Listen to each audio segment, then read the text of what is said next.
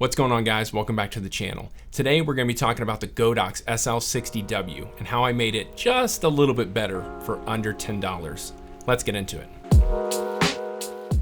If you're a YouTuber or a filmmaker, by now you have probably stumbled across the Godox SL-60w. Whether you're looking at reviews or someone's talking about having it on their channel, whatever it is, you've seen this light. And for good reason. It is a very good budget entry-level light for a lot of filmmakers and a lot of YouTubers. Now, I do recommend always investing money into good lighting, good companies. Like I really like Aperture. I love their products. They give you really good quality. And honestly, for the cost of what you're getting, the cost to what you're actually getting in quality is really not that bad, especially if you start looking at industry standard lighting, some other big lighting that is meant to last you a long time. You start to realize that Aperture is actually priced really low and is trying to give you guys the best deal possible. With all that aside, I do understand a lot of us starting out, maybe we don't have so many hundreds of dollars to,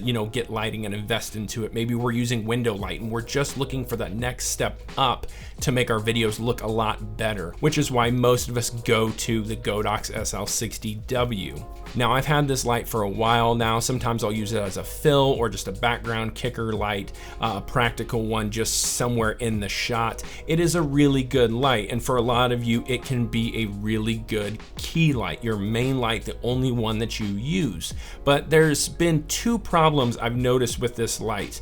Aside from the color cast, and there's a little bit of a tint to it, which can be tweaked in post. It is what it is. Or honestly, I recommend getting one of the Aperture new soft boxes, which I understand is more expensive than the actual light.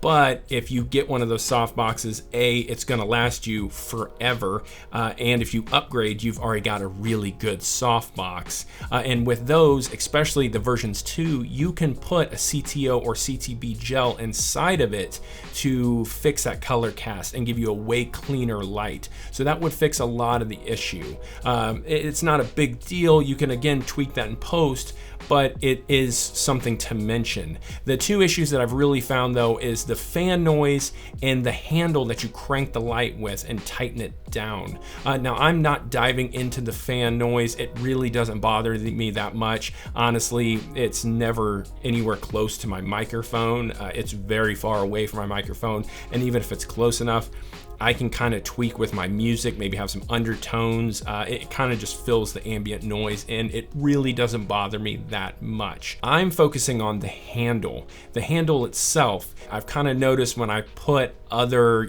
modifiers, maybe a light bowl on there or maybe just a soft box, whatever it is, that the light tends to kind of droop. No matter how hard I crank that thing, no matter how tight I make it, it's still always gonna kind of drop down a little bit, which for some people may not be a big deal, especially if it's, setting in your room somewhere and you're really not gonna touch it.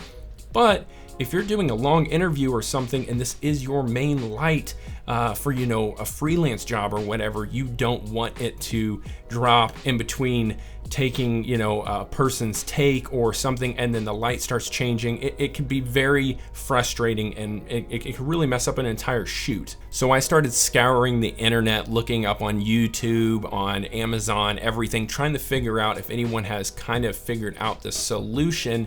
And the best one I've found is people talking about this handle you can buy off of Amazon. Well, I jumped on Amazon, picked it up. I got a 2-pack for about $8 or something like that. The installation was ridiculously easy. All I had to do was unscrew the handle that was cranking it down. Be very careful because your light will completely drop because there's nothing holding it, no friction. And then I just took the new one and screwed it on. The threads worked fine. It was the perfect size. It worked great. In this one, I was able to crank it a lot more. It got it probably 90 to 99% there. There's still a little bit of give when you move it, but it is tremendously better than what the original one was. Now, I do say if you want to to be a little bit better, you probably could get a washer and you could push that bolt out on the other side and put a washer in there, and that would give it just a little bit more grip to tighten onto, because the teeth in the plastic that they made on this, it's kind of like a plastic rosette mount. It's not very good. So that's kind of where you're having most of the problem, where there's just still a little bit of give to it. But for under $10, getting 2 of these, so realistically $4 or $5, you're fixing a dramatic problem and making it way better. I do have to say, my favorite thing about this handle is you can crank it, you can pull the hinge out and turn it, because it's got one of those like spring mechanic, I don't know what you call it, inside of it, where you're able to tighten it, pull it out, and twist it while it's still being pulled out. So it makes it way easier to tighten this thing without crushing your fingers, or if it's really in a tight spot or you need to just get a little bit more leverage, being able to pull it out and turn it is a game changer. Again, like I said, I would definitely start investing into better lighting. Lighting is gonna be always better to invest into than cameras. A lot of people wanna buy the new camera, the new big boy on campus, but really it comes down to lighting. You can always light something way better. A camera's not gonna fix majority of your problems. And I know everyone wants to have the new cameras,